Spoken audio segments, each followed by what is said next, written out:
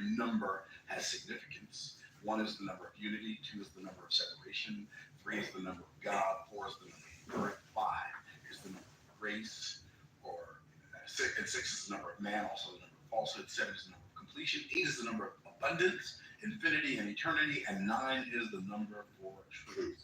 So I'm about to break down the truth about how to build a six-figure business, a seven-figure business, an eight-figure business, and beyond. And it's not easy, but it's very straightforward. But if you're making 30,000 or 40,000 or 50,000 or 80,000 a year, that ain't easy either. So why do people expect it to be easy to build a six-figure business or a seven-figure business or an eight-figure business, and what they're doing now that's making less than that ain't easy? Well, I wish I had some help in here. So there are nine fundamental principles that if you follow them, nine fundamentals that when you master them, you're on your way to building 6, 7, 8, or 9, 8, 10, 11, whatever, figure business. There are three fundamentals in sales. There are three fundamentals in marketing. There are three fundamentals in branding. Now, I'm going to say this. People talk about sales and marketing all the time, but actually, when you're actually building the business, it's more accurately stated marketing and sales than sales and marketing. But I want to talk about sales first, even though marketing in actually doing business comes first. But in actually becoming an entrepreneur, sales skills are the skills you need to develop first. Are you tracking? So marketing and sales is how a business would be optimal in applying these principles, by applying marketing principles before they apply sales principles. But in becoming an entrepreneur, learning sales skills comes before learning marketing skills. Because if you get good at marketing, which is first, but you don't get good at sales, all you're going to do is attract a bunch of people to you and then not convert them. So we're going to talk about sales first. So as we talk about sales, the first thing I'm going to do is I'm going to give you the definition of sales. Sales is, by the way, you're not going to find this in any dictionary unless it's the Myron Golden Dictionary of Business. Okay? That's the only place you're going to find it. But this is the definition that I've given sales based on my observation of making millions of dollars in sales one-on-one, millions of dollars in sales from online, and millions of dollars in sales from the platform, like selling on stage. I've made millions from all those arenas, and I'm telling you that my definition of sales is the best definition of sales I've ever found. So I'm going to say it a couple times so you can write it down. Here it is. Selling is uncovering the value of what you have to offer so well that people are happy to exchange the money they have in their pocket for the value you reveal. I'm going to say it again. Selling is uncovering the value. By the way, that means if there is no value, there can be no selling. You might be able to con people if you don't have any value. You might be able to convince people if you have no value, but you didn't sell them. Selling is uncovering the value of what you have to offer so well that people are happy to exchange the money they have in their pocket for the value that you've revealed. Now, here's what's really cool. Most people don't like to sell. How many of y'all would agree with that? Most people don't like to sell, right? Most people don't like to sell. There's only one alternative to selling, and that is buying. Which means that most people only like to buy. I'm going to let that marinate for a minute. There's a small group of us that love to sell. Now, I love to sell. If you don't love to sell, like, I would recommend that you do the selling what I'm doing with the gym. Learn to love it. Like, I'm learning to love working out. I came home last night from my daughter's house, and I went out there, and I told myself, yes, I did. Why? Because I'm learning to love working out. Yeah. You know why? Because I like how I feel when I work out. I like how I feel about myself after I work out. I don't necessarily like how I feel, right?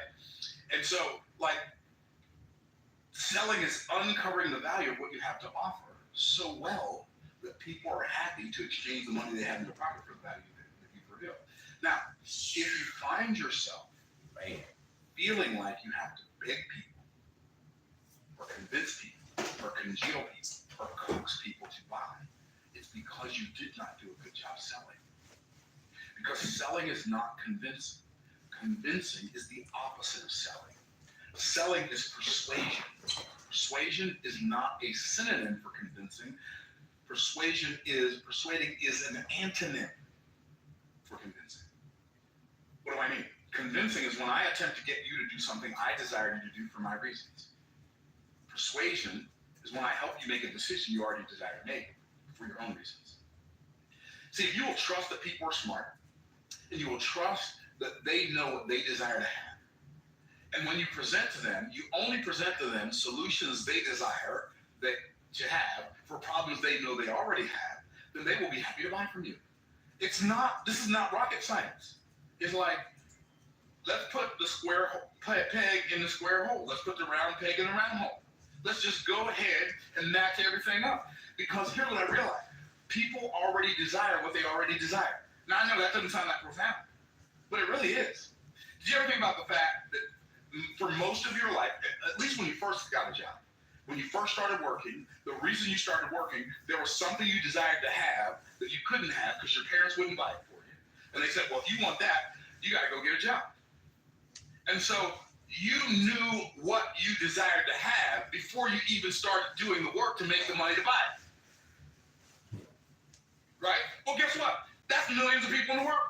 There are already right now hundreds, thousands, tens of thousands, potentially hundreds of thousands or millions of people in the world who would love to buy what you'd love to sell if they only knew you existed. And so you got to develop the skill of selling. What's selling? Uncovering the value of what you have to offer so well that people are happy. When looking at your meal, you must always make sure there's enough sauce for every single bite. Mix and match your faves for just $3.39. Pick from any of these McDonald's classics. Meat was down 10%. So, what are we thinking? Buy the Issue put in here. See, those of you who think price matters, the reason you think price matters is because you've never learned how to sell. What does that mean? That means you think people buy prices. People don't buy prices. They agree to prices and buy solutions. Nobody buys a drill because they want a drill. They buy a drill because they want a hole. Nobody buys a saw because they want a saw. They buy a saw because they want a shorter board or a shorter piece of metal. People don't buy prices. They buy solutions. The solution to their problem is the value. See, here's the problem. We think that the word value is in itself value. I want to provide so much value. The word value is not value. It's not valuable to anybody but you, who want people to think that because you said it, that they get it. But the reality is, the value is only as valuable as the solution to the problem that they know they have. So if you don't know what problem they have, and you're not obsessed over it, and you don't know how to solve it, then you really don't have the ability to sell them it. You might be able to talk them out of their money, or you might be able to talk them into your widget, but you didn't sell them anything until you've shown them that I have the best, most elegant, most efficient, most optimal solution to your problem. Uncovering the value of what you have to offer so well that people are happy to exchange money they have in their pocket for the value revealed. So we talked about selling, the definition of selling. We keep using this word value. So where does value come from? We've all heard the phrase, right? That beauty is in the eyes of the beholder. Well, value is in the mind of the buyer. Did I say that too fast? What do you mean value is in the mind of the buyer? They know what they value, and they knew what they valued before you ever drove up. And because you drove up with this briefcase full of stuff, doesn't mean they're going to value it because you told them it was valuable. So where do values come from? I'm going to tell you where I believe values come from. You can agree or disagree. If you agree, congratulations. If you disagree, I'll give you time to catch up. No, just kidding. Kind of. Okay, so where do values come from? I believe that as I've thought about it, and believe me, I've thought about it a lot. I've thought about a lot of stuff a lot. So I believe that the first place that values come from is past perceived voids create present pursued values. What does that mean? Past perceived voids create present pursued values. What that means is, if I perceive something was missing in my past that I desired to have in that present, if I never fulfilled that desire is still there. So I say recently, probably 8 months ago, I bought my dream car. It's a 1968 Pontiac GTO convertible. See? Okay, yeah. Now, why was that my dream car? Because my friend Stan, his brother Lonnie, it wasn't a convertible, but he had a 68 GTO. And I wanted to buy that car for me so bad he'd never sell it to me. So I literally was looking for years for a 68 Pontiac GTO. And I found this Pontiac GTO convertible at the Facebook Marketplace. Went and looked at it, test drove it, and oh my goodness, I'm like, oh, I gotta have this car. And so I bought it. Why? Because it was something that I desired to have in the past. And I'm a car guy. I like cars. I like really nice cars. I have some nice cars. Why do I like nice cars? Well, when I was growing up, my parents never bought a new car. We always drove old raggedy beaters. When I was in high school, I would drive my younger brothers and I to school in this, I don't know, it's like a 67 or 68, somewhere between 1967 and 72 Buick Electra 225. It was like a beige color, the car was, but it had like 4 different colored doors, different colored hood, right? And we went to this small Christian school. But it was I was happy to have a car to drive, right? But the kids at school made fun of my car. It wasn't my car, but it was the car that my parents let me drive to school. And they called it the Golden Getaway Mobile. And I just didn't, I'm like, I like nice cars. And I used to work on cars because I like to take the cars that I bought and make them nice. And so when I had an opportunity to buy a nice car, I bought nice cars. Why? Because past perceived voids create present perceived values. Does that make sense? So when you feel like something's missing in the past, it causes you to desire it in the present. Okay, that's not wrong. Number 2. I'm going to have to get into, this is all introductory stuff. I'm going to get into the lesson here in a minute. Okay, the second place is present perceived virtues create present perceived values. What does that mean? Things that I believe are good right now are things that I desire, things that I value. If I think something is good, I value it. If I think something is bad, I don't value it. Like, people offer me stuff, like they offer to sell me stuff, but I don't want to buy it. So it's not valuable. Why don't I want to buy it? Because it's not something I perceive as good, at least not for me, not right now. People come to me with business opportunities all the time. Oh, Myron, but I can help you make $100,000 a day. I don't care. Why? Somebody just offered me something recently. I don't even know what it was. But I just remembered it was a hard no. Oh, yeah, somebody sent me a message about buying some real estate internationally. No, I'm not interested. Why? Because it will slow the momentum that I have in the thing that I know about to go learn about something I know nothing about. I don't want to diffuse my energy. It's not that it's not valuable. It's just that it's not valuable to me, right? Why? Because it's not something that would be good for me right now, where I'm right now. Why? Because all good money ain't good. Just because something makes a lot of money doesn't make it a good investment for me. Anyway, so present perceived virtues create present perceived values. Then, lastly, future perceived visions create present perceived values. What does that mean? If there's something I desire to have in the future, then that will cause me to value it enough in the present to spend money for it in the present because I believe it's going to turn out good in the future. So if the thing that I'm selling to somebody fills a past perceived void, a present perceived virtue, or a future perceived vision, then it's valuable to them. Is this helpful? Okay, I don't want to just be saying a bunch of words, right? I want this to be beneficial. Okay, so that's the definition of selling. Uncovering the value of what you have to offer so well that people are happy to exchange the money they have in their pocket for the value you reveal. Now, here's what we're going to do. We're going to look at 3 fundamentals in selling that will help you become better at selling. Now, I'm really good at selling because one of the primary reasons I'm good at selling, and this is going to sound very paradoxical, one of the reasons I'm good at selling is because I never try to make a sale. It's one of the things that makes me so good at selling. So I'm not trying to get anybody to buy. All I'm doing is sorting and sifting. What does that mean? I'm going through the numbers and letting the people who are ready self-identify. I'm not talking anybody into or out of anything. And if I'm going to talk them into or out of something, I'll talk them out of buying from me before I'll talk them into it. Because if I got to drag you in, then I got to drag you around, and I don't want to do that. Mm-hmm. So That's right. here's how you get good at selling. Number one, you have to have the proper sales perspective. What is the proper sales perspective? People desire to buy what people desire to buy. And they only desire to buy what you desire to sell when what you desire to sell is what they already. This is so good.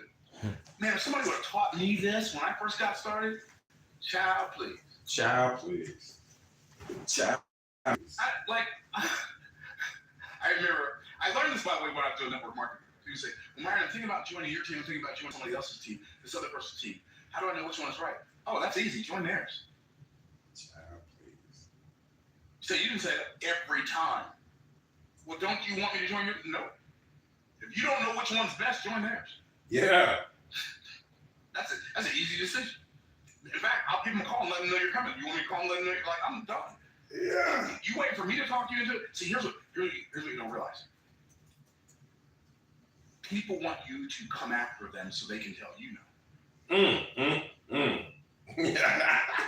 So guess what I do? Yeah, I tell them no. I ain't coming after you. I'm coming after you. I'm stuck, La Vista, baby. Baby. So, proper sales perspective is, I'm not trying to get anybody to buy. Just putting my offer out there in front of enough people. The ones who already want it are going to take it, and the ones who don't won't. Which means the ones who don't desire the thing that I have, they'll leave me alone. They'll leave me alone. Yeah. Makes me so happy. I have more time to practice my guitar. I have more time to play golf. I have more time to hang out with my wife. I have more time to play with my grandbaby. I have more time to do whatever I desire to do instead of spending all my time hustling and grinding and talking people into buying my stuff. Not me. Not me. From a sales perspective. People will always pay for what they perceive is of greater value than the money to them. This is good. It's so easy. Number two. So that's proper sales perspective. So stop trying to talk people into buying your stuff. Stop having commission breath. Stop being desperate. Man, but if you buy, you can make this commission check. Nobody cares about you making the commission check but you and your spouse and your kids. Stop asking people to do you a favor and listen to your presentation. Do yourself a favor. Don't be so needy. Mm-hmm. Sorry, got a little grandfatherly there. That's great. Okay, that's principle number one. Principle number two, you have to have, that's fundamental number one. You have to have proper sales perspective. I promise you, if you'll get this down, it'll change the game. Iran. What is that? There are already out there Iran. right now, at least worst case scenario, if you got something valuable, worst case scenario, there are tens of thousands of people in the world already who would love to buy from you. So make thyself known. Okay. Number two, proper sales positioning. So I'm gonna teach you something. If indeed you don't position your offer beside something that's less valuable and more expensive, your client will position your offer beside something that's less expensive and less valuable. Wow. What Wow. does that mean? If you don't Wow. give your prospect something to compare your offer to, they're always going to compare it to something that costs less. So, one of the reasons some of y'all think you're bad at selling, when in reality, you're just bad at the positioning part of selling. You're great at presenting, but you're bad at selling, which I'm going to get to that next. So, if you have the wrong sales perspective and you have bad positioning, you are climbing Mount Everest of selling. One of the reasons selling feels effortless to me is reason number one, I only sell what people desire to buy. If you say to me, Myron, what do you sell? My answer is always the same. Depends what you want to buy. Because that's all I want to sell. You. Then they don't position their offer besides anything. I position my offer beside, depends on what the offer is. Let's say I position my offer of King Solomon's Court, right? So I have this coaching program called King Solomon's Court. It's $55,000 per year. Okay. Position that's We have people in King Solomon's Court who had $100,000 days and multi-six-figure days and seven-figure days. And so I position King Solomon's Court next to how much it costs to get a college degree. How many people do you know with a college degree that because of their college degree, they've had a six-figure day? Right? How many people do you know with a college degree? I'm not saying college degrees aren't valuable. They are valuable in some arenas. I'm not saying college degrees aren't valuable, but how many people do you know who have college degrees that have had a seven-figure day? They've generated seven figures in revenue in a single day because of what they learned in college. Well, I have people who, I mean, it's not everybody, and I'm not saying you're going to do that because I don't know you and you don't know me. You might not make any money if you buy King Solomon's Court. I'm not trying to sell it to you. I'm just saying, when I'm selling, I compare it to something they've already paid for. Okay, let me ask you this. How many people have bought a car that costs more than $55,000? If you buy a brand new pickup truck, it's going to cost you more than $55,000. And unless you're in construction, that pickup truck ain't making you any money. So, see, one of the biggest problems we have in our society is we've been programmed to spend money on things that cost money, and we've been programmed to reject spending money on things that can make us money.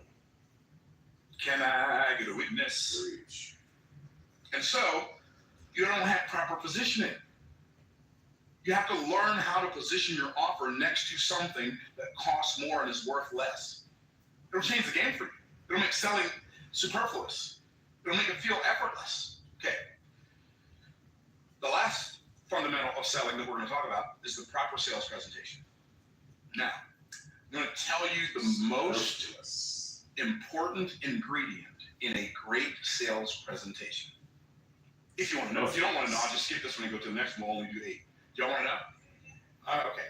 All right. So the most important ingredient in a great sales presentation is asking questions and listening to the answer. Why? Because when you're selling to somebody, they provide the content. You provide the context. What does that mean? That means they tell you why they desire such and such outcome. They tell you what such and such outcome they desire. They tell you, if you'll ask enough questions, they'll tell you all the hurdles they've encountered on their way to getting such an outcome.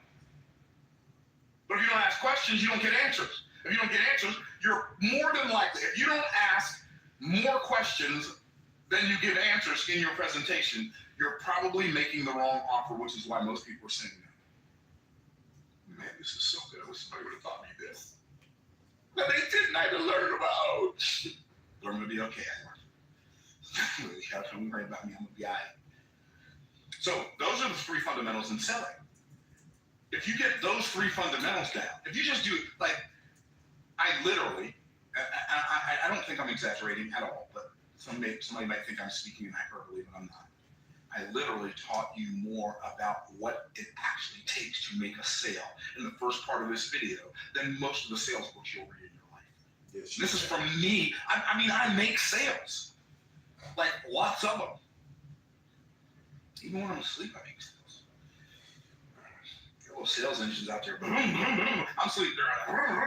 They're out there driving up and down the super information highway collecting money. Yeah, sales engines. Let's go. Okay, so that's sales. That's the first pillar. 3 principles or fundamentals under that. 3 fundamentals under marketing. Okay.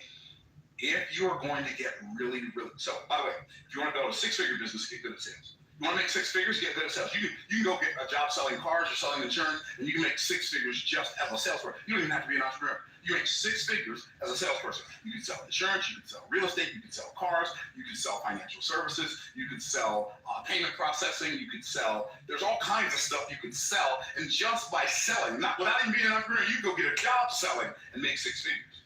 If you want to make 7 figures, get good at marketing. Okay, what's marketing? Marketing is the art and science of discovering and developing in other people a desire for more and more of your product, your service, or your opportunity. I'm going to say it again. Marketing is the art and science. Now, why do I call it the art and science? Okay, so I'm going to break this down for you. The art part is the part that when you're talking to people, like your messaging around your offer makes people feel good. The art is the part that creates the feeling. It's like the music in the song, right?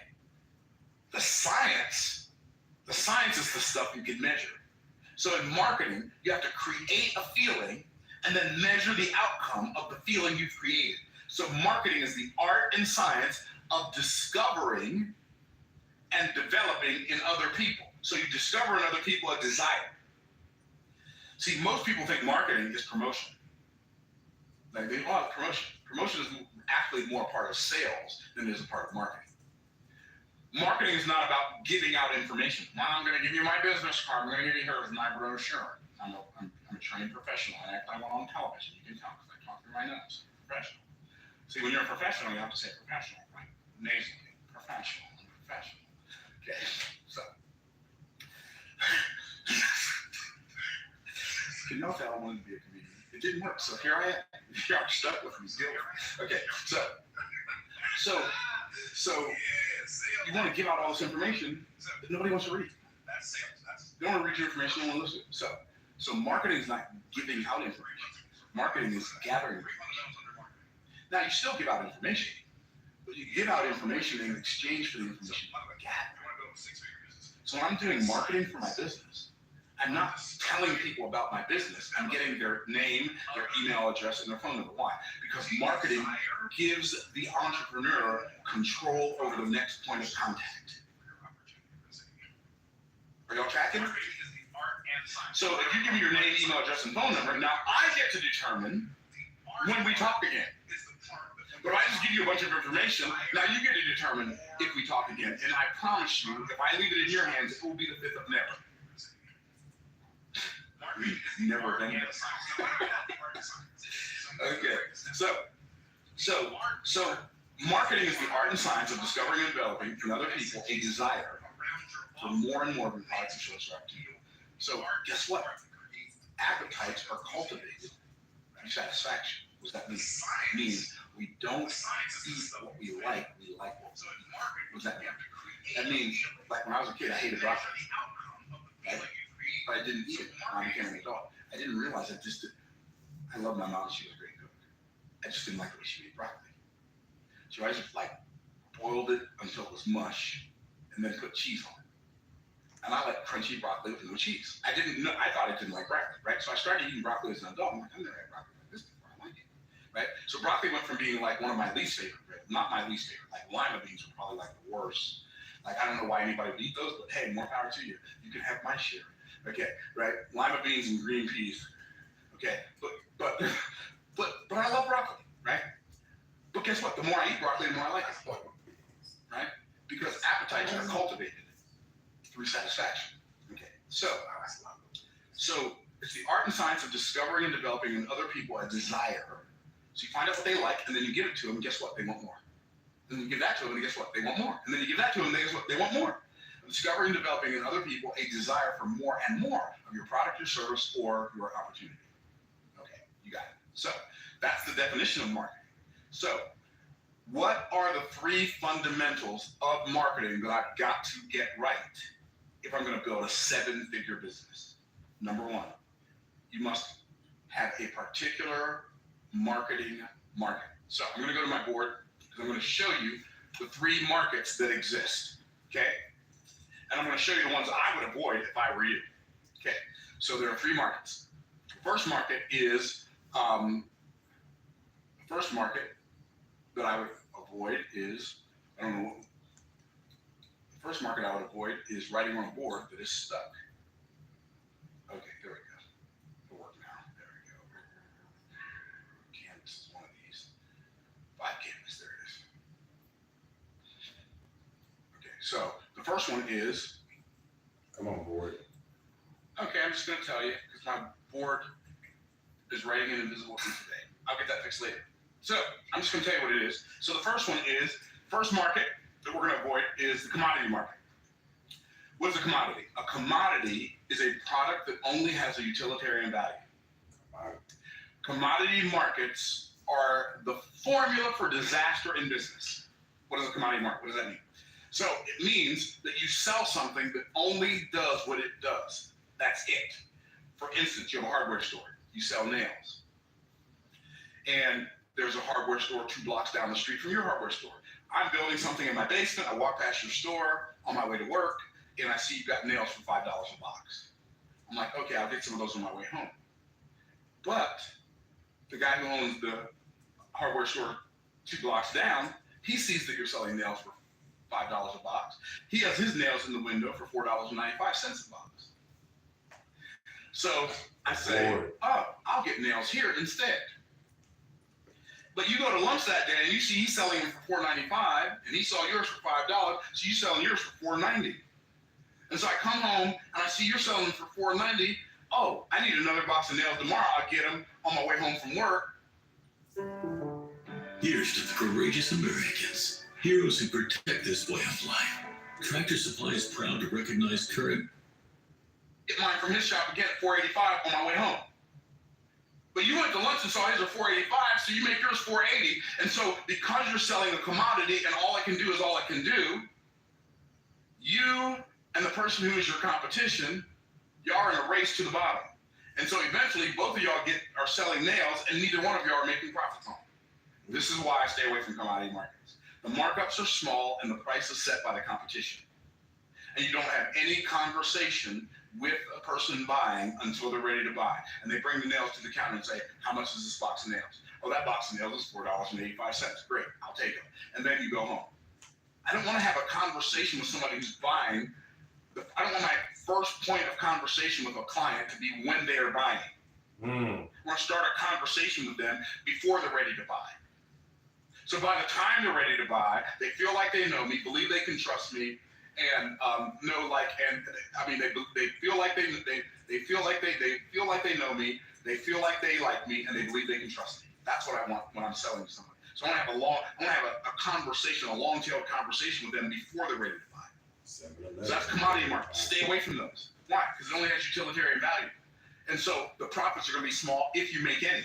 And why would I want to be in a business where my competition sets my price? Yeah. That doesn't make any sense. Okay.